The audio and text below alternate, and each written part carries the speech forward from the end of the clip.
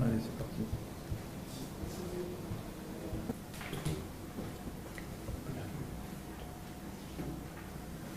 Sur la conclure. L'intelligence est, là encore, cet outil ambivalent qui nous sépare des choses, tout en nous donnant l'illusion qu'on va pouvoir s'en saisir.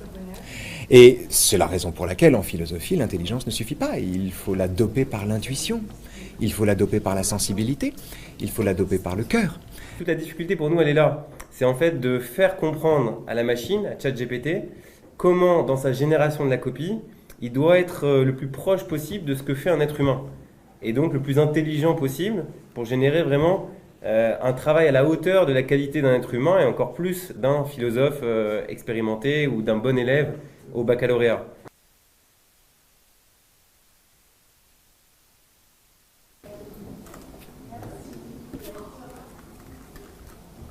La dissertation n'est pas une machine à fabriquer de l'eau tiède, au sens où on prend une thèse, on lui oppose une antithèse et ensuite on dit c'est un peu des deux.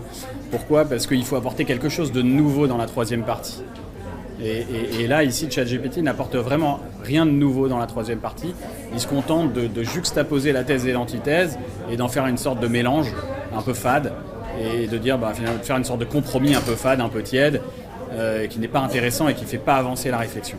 Contextualisez vos arguments en revenant au début de votre essai. Concluez avec une résolution intelligente et une... n'est pas encore prêt. À part la longueur, c'est la dernière impression qu'on laisse.